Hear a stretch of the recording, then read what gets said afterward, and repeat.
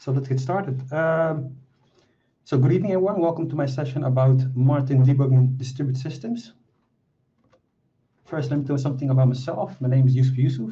I'm a software engineer at Capgemini for the last almost 3 years. I like to watch movies. I'm a big fan of thrillers.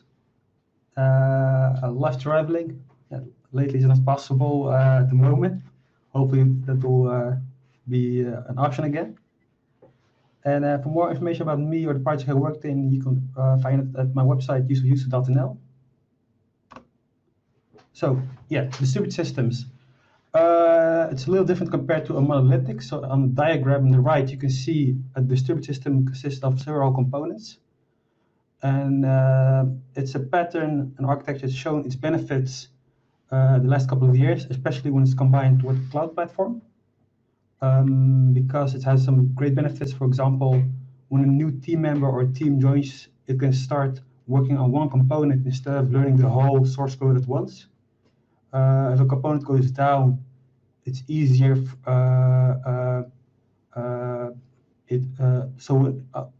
When a component goes down, it's easier for it won't impact the whole system. And if one component is under heavy load, you can scale that independently. But also has some downsides compared to monolithic. It's a little more difficult to monitor a transaction and the performance of the application because a transaction goes through several components at once. So we won't know how long it takes in total. And if something goes wrong during the transaction, it's hard to pinpoint where it goes wrong. So to tackle those issues, we have Azure Monitor. And Azure Monitor is a service in the Azure cloud that helps you increase the performance and availability of your applications and services. It does so by collecting, analyzing, and acting on telemetry from your cloud environment. So if you look at the diagram, at the center you will see two data storages, metrics and logs. These will be filled with data that comes in from the items on the left. This can be an application, a virtual machine, or other resources deployed in Azure. And on the right you'll see functions that will act on those telemetry.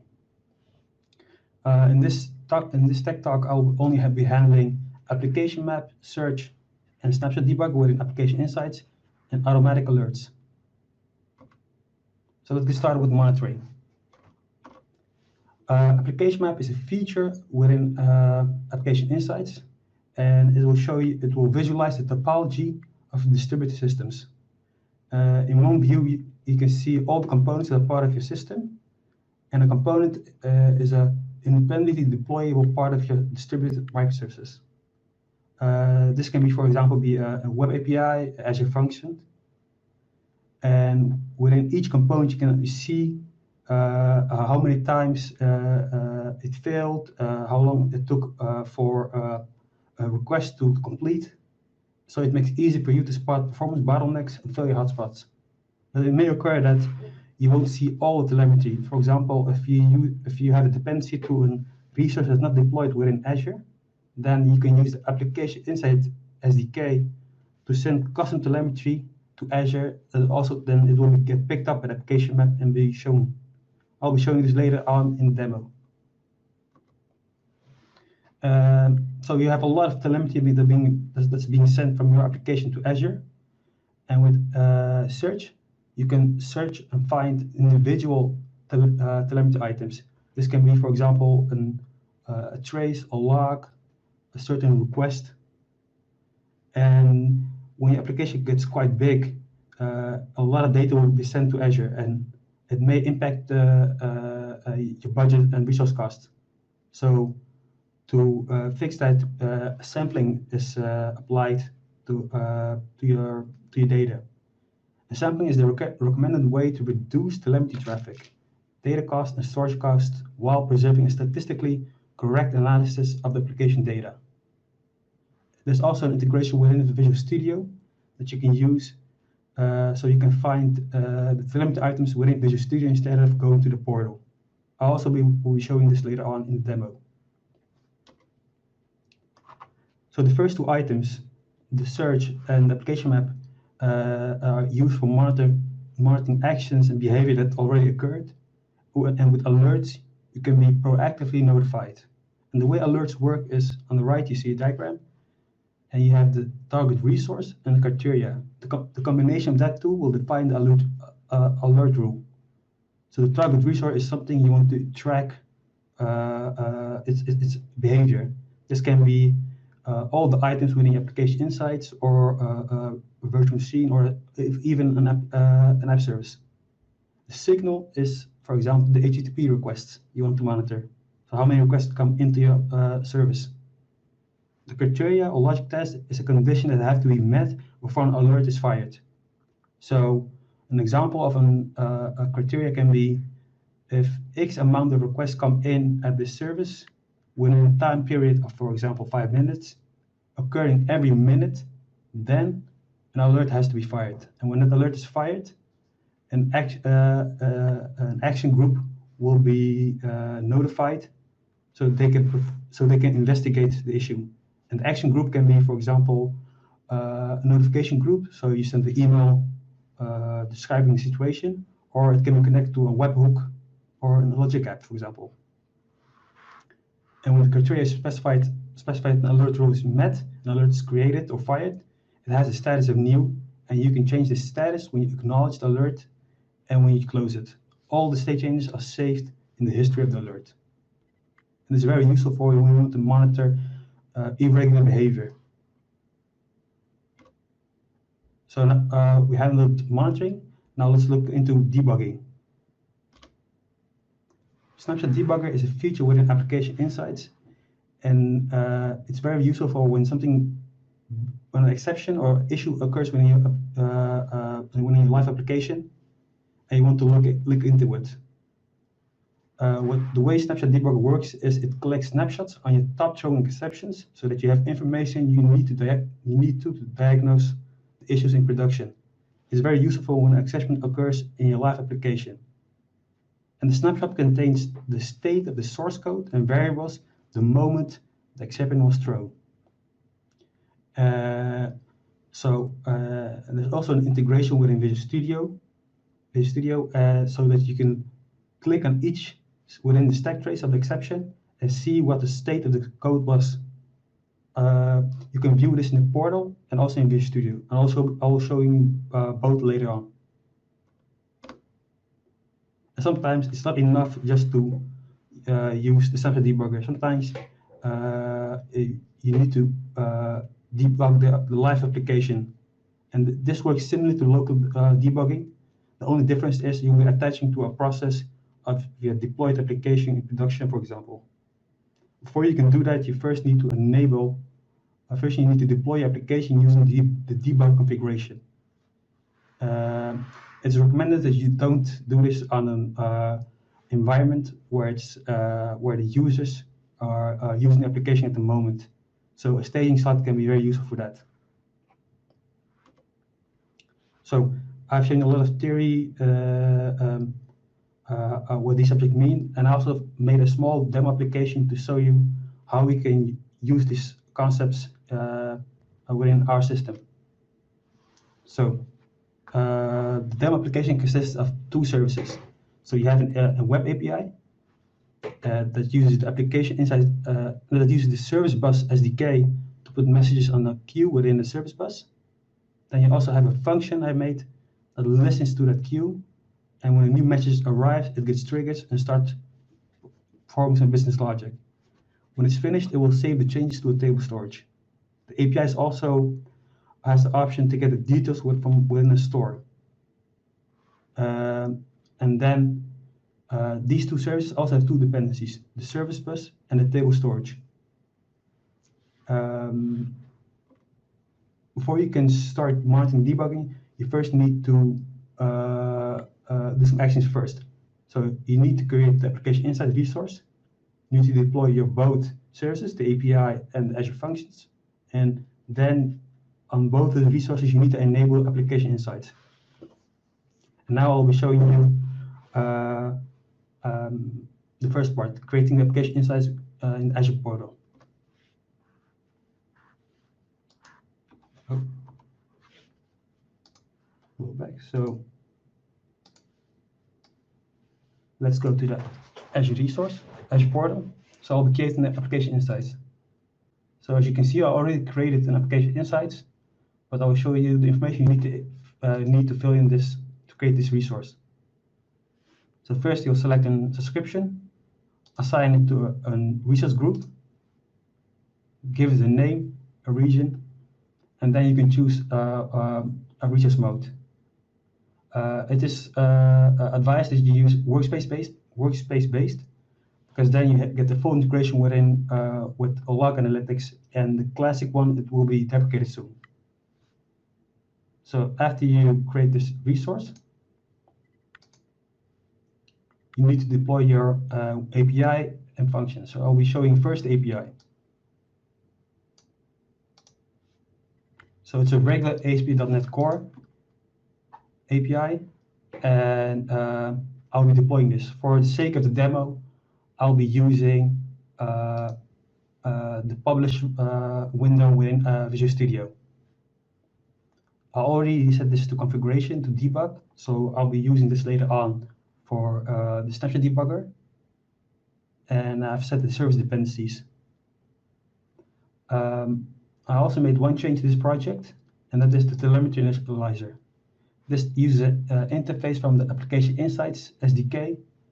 And the great thing about this is you can override the default role name and role instance within an application map. So it makes it easier for you to recognize your API when I show you later on the application map.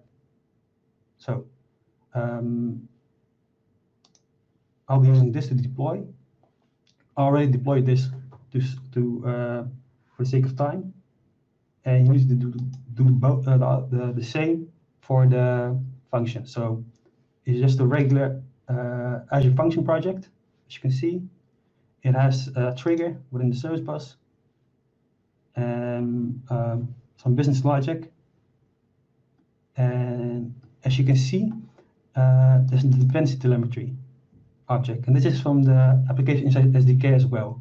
And what this does is this gives you the option to supplement information, the missing telemetry you have in the application map. So if I show you, I'll show you the publish window, and it's the same as the other one, as the API. So I've set the application insights dependency. I already created a publish profile for the sake of time, and then you can publish. And if it's successful, then if you go back to your portal, I already deployed it, but if it's going right, then when you go to app services, you will see your both resources, an API and a function. And because we already created the Azure the application insights resource, now we need to, and we already deployed this, now we need to enable this application insights on both resources. So if you go to application insights,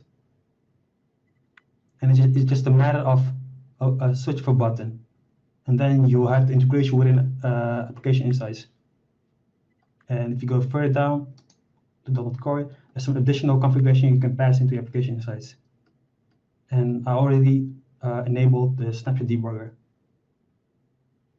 So that shows how easy it is when you deploy to an app service, and the connection with application insights is just deploying it, and deployment I did within Visual Studio, but it can also be within the pipeline or anything else. So you go to function, it takes a while to load, and then yeah. So as you can see, it's just a matter of a button, enabling it and selecting your previously created application insights resource. So that's how easy it is to connect those two together. And now let's fire some requests to our API. Start monitoring and debugging. So what this request now is going to do is it's going to send 3 requests. You're going to send a batch of, you're going to create 3 requests to the service bus, and then the worker, the function, will pick it up and process it and save the changes to the table storage. And I'll zoom in a little. So you can see the base URL, I use a placeholder. It's just This is who we sent to the our API in Azure. As you can see, it went fine. And now let's get the details of one of our operations. So for example, store 11, I want to get the details of it. Okay, so you can see something went wrong. And now let's go to application map and start fixing that issue. So I'll go to application insights. And so when you go first to application insights, the overview will show you a brief overview of how your resources are managing.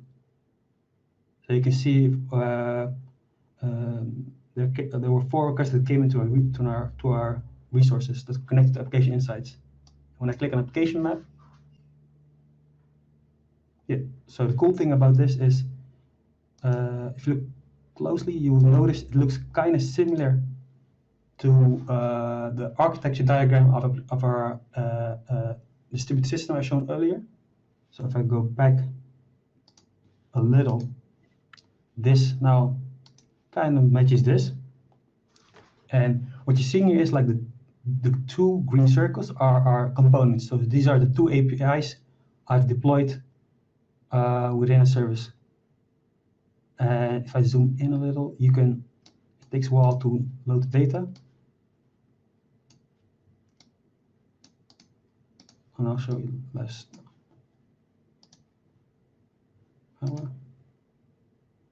Yeah, so it loaded. So I'll start it here. So you have here the API, and it sent a message to the service bus using the application, using the service bus SDK. And if I click on this, you can see you can investigate this transaction, the request that went to the service bus. And here you can see a timeline of the request, and down on the right bottom, you can see samples, and then this will show you all the transactions that are belongs to this actions. And there's only one at the moment. So if I click on this, I'll collapse this all a little bit more. Here you can see the whole transaction from A to Z. So from the moment it went to the API endpoint. So this is the endpoint we called earlier. And what it does is it uses the SDK to send 3 messages to the service bus. And these are the 3 messages. And you can see it got picked up by the function. And if I go a little more right, you can see the function then called the table storage to get something from it. It also called another dependency called stores.com to get the invoice, and then later on save the changes to the table storage. That's the put operation. So if we go back now to our code in the function, so you can see here I did a table retrieve operation, so that explains the get operation. Then you can see here our custom telemetry we added to the application map. So you can see here the stores.com, and at the end, if everything went right, you can see here the table insert up or up replace. So this is the put operation. So that's the cool thing about the application map and the transactions that belongs with it. So it makes it easier for you to view if something goes right. And you can also see if something goes wrong, why it goes wrong. Well, the details operation failed earlier. And you can see exactly like the failed dependency. So I'm seeing that the connection with table store went wrong, and I'm getting no reference. So I already know what it may be. And I will do the same, go to this endpoint. And I'm seeing here already that when I try to call the storage, storage account, I'm getting a 404, so that will explain the no reference. So So if we go back to application map, so as I said earlier, it's easy for you to find the hotspots of failures and places where it may have some issues. So now let's go to search. And as I said earlier, here you can find all the individual telemetry items. So if I want to find all the telemetry that belongs to the failing request, let's find the role name.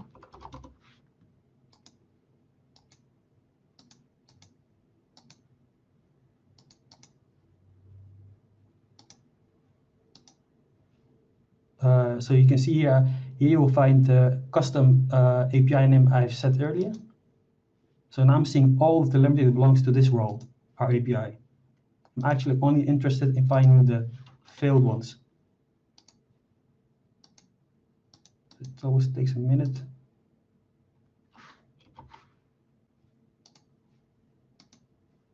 So successful request count false.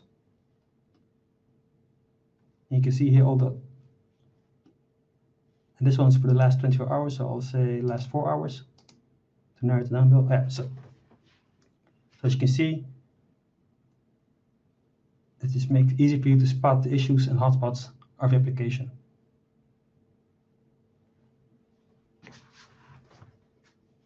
And this way, you can just keep narrowing it down till you find the individual telemetry you need.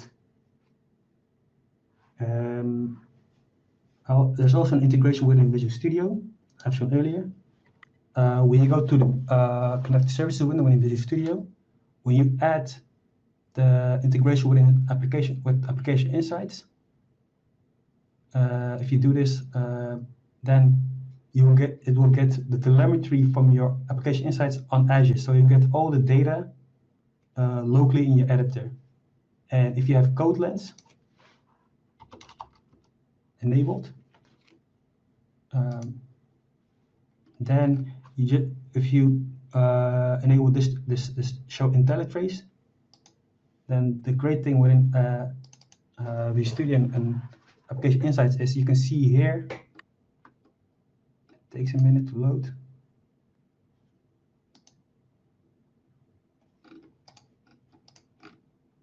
Yeah, for example, where was it? Here, the details endpoint. You can see here all the exceptions that occurred on this endpoint. So you can see here all the last 24 hours, the exceptions that occurred, and there were 5 in live production.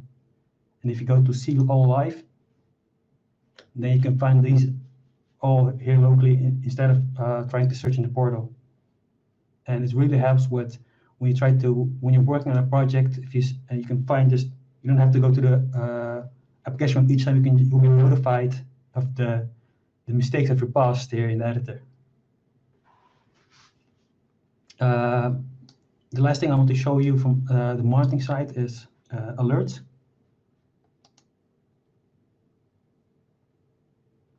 So currently here we see all the alerts that have been fired. I have 2 alerts enabled. Let's look at how alert is defined. And I made a custom alert called high load alert. So if I click on it, you can see here the scope. And the scope is the target resource you want to monitor. So I said all the resources within my application insights are connected to that. And the condition. And if I click on it, now the condition is whenever the count of server request is greater than 100. So this view makes it really easy to make your custom request. So I said here, if the amount of requests is greater than 100, so count over a period of 5 minutes with a frequency of every minute, then an alert needs to be fired. And 100 may seem a lot, but you'll see here what it currently is over the last 6 hours. So if I can see the last 6 hours, the highest was 8. So if I put in notify me when it's, for example, 4, you can see the line being shown and how often, which ones are the outliers. So 4 may be a little too low. So maybe to be safe, 20 is maybe a more realistic one. So now let's go to the debugging part in Visual Studio. First, I will start with the snapshot debugger. And that, as I said earlier, snapshot debugger will show you the state of the source code and variables the moment an exception has occurred. So I'll go to the endpoint that was failing earlier, so store/details. And you can see here the exception that was thrown. And next to the operation folder, now you have snapshots. So if you click on it, you can see here a snapshot of the source code of your live application. And you can see the stack trace. And so you can click through the stack trace, see what the source code is, what the variables were at the moment. And there's also an option to view the deep compiled code, but this is currently in preview. So if I go to the top row exception, I can see here the number was 11, the argument we gave into the endpoint, the exception, and also some variables. So I can see already this was the retrieve option, and this is the result of the retrieve option. And if I collapse it, I'm seeing here a 404. And I'm also seeing that the store variable is null. So if I go back to our API, to this endpoint, you can see here there was the retrieve operation, the variable, the result. And so this one is null, and because I'm trying to get a property with something that's null, I will get the null reference. So that explains it. And this is something that's a cool thing about Azure. But you can also view this within Visual Studio Snapshot Debugger and make some extra snapshots in code. So for that, you need to go to the Cloud Explorer. First of all, you need to log in with your MSDN account. And I go to the resource. So when I'm in subscription, go to the resource, app services, and store demo app. And I will say attach snapshot debugger.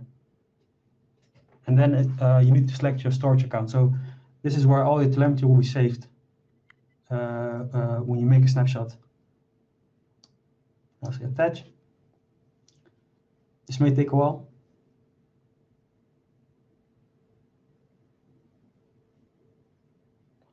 So the way now it works is it's very similar to a snapshot debugger you've shown earlier in the portal, but the benefit of you doing it in the editor is you can decide where you want to have your snapshots. So I'll put this a little down. So I'm only interested in the snapshot here on the left. So the moment it returns this, now it's loading all the symbols of the dependencies we're using in this project.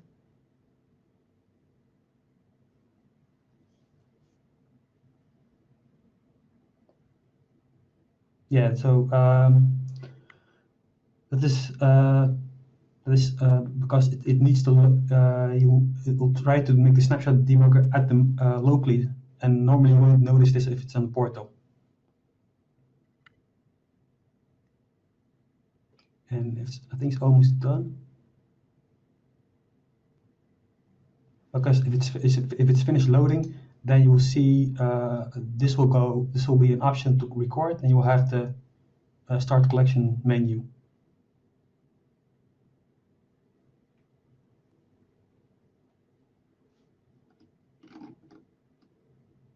I'm seeing you filter good response. Right, so it's done loading. So now you can see here the start collection button. So now I can start recording our snapshot. So I'm only interested in the snapshot just a moment before this exception occurs. So I'll say start collecting. And now it is collecting. So now I need to trigger this event again, and I'll call the failing endpoint again. Send. You can see I get 500 back again. And if it's still successfully, you can see here the snapshot it made on this line and how long it took. And when it hits your point here, your debug point, your snapshot point, then it will stop collecting data. You can now view your snapshot in the editor.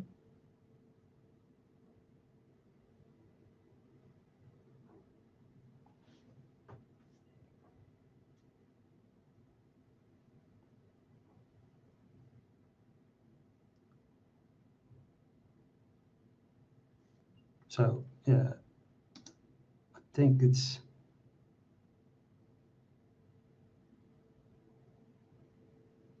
one of the issues I always have with the Snapshot debugger. Sometimes it works. I'm seeing here it's now unable to connect to our remote debugger. So I'm going to try it one more time, and then I'm going to switch over to remote debugging.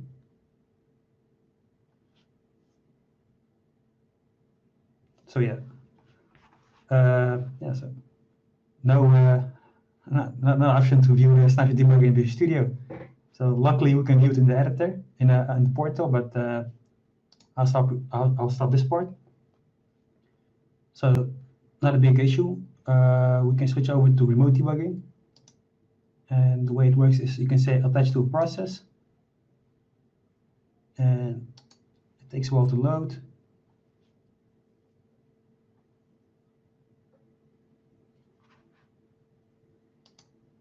And I'll say here,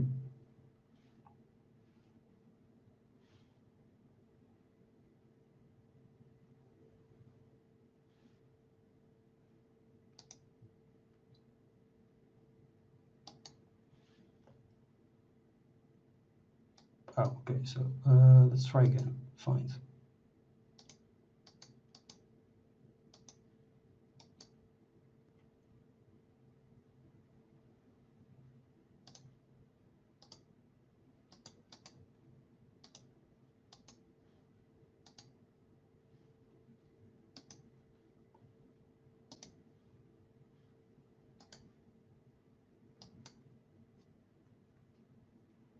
Exciting part, so let's see if this works.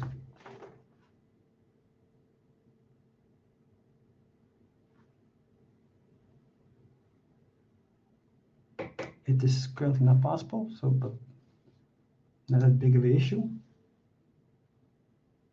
So for some reason I can't connect to the endpoint, but let's move on, and maybe I'll try it again later on. So if we go back to our presentation.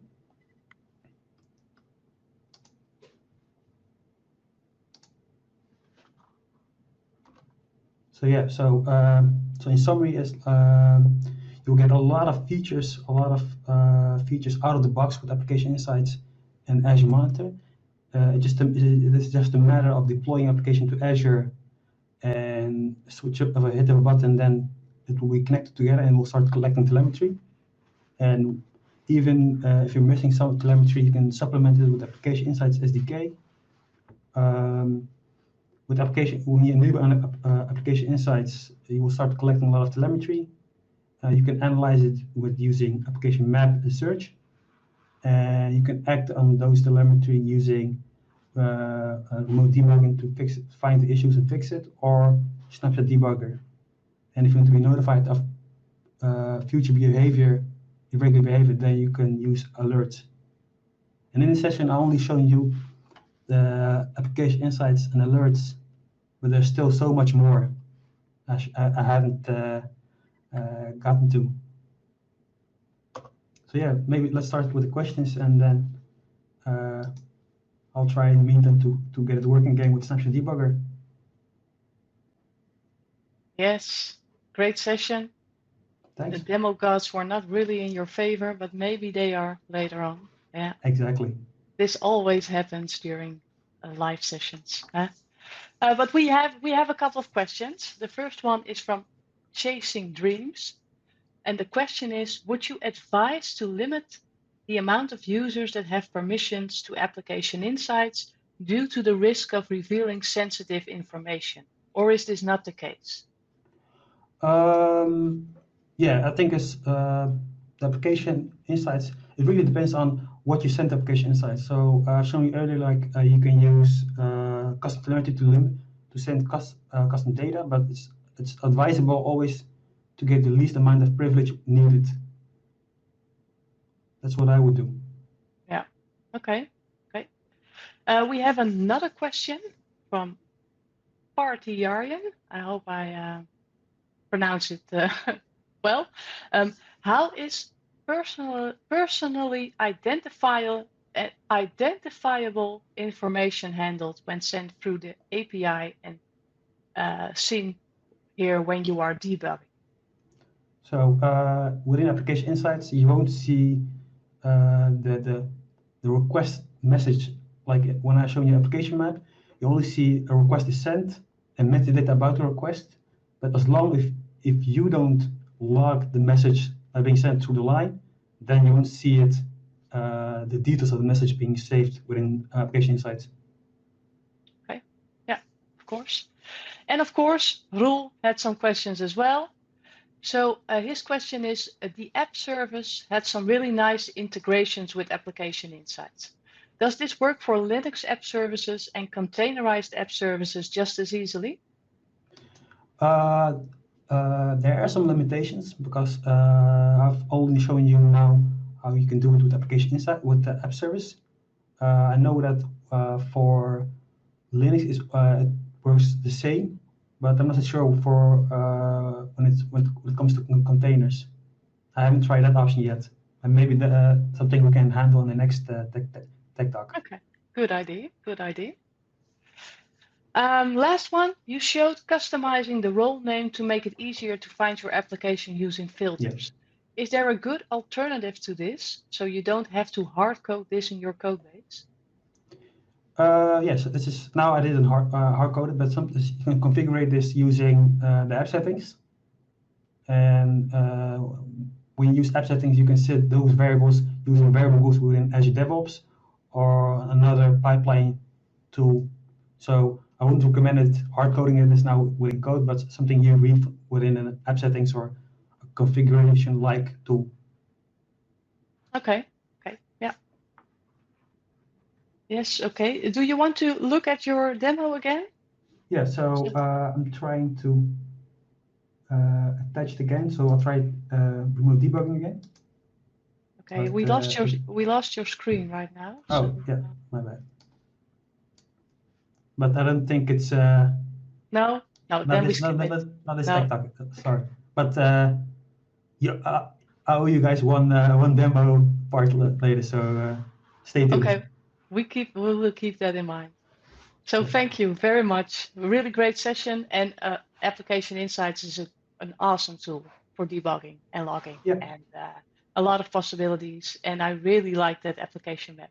Really looks cool. Thanks. Yeah, good session. Thank you.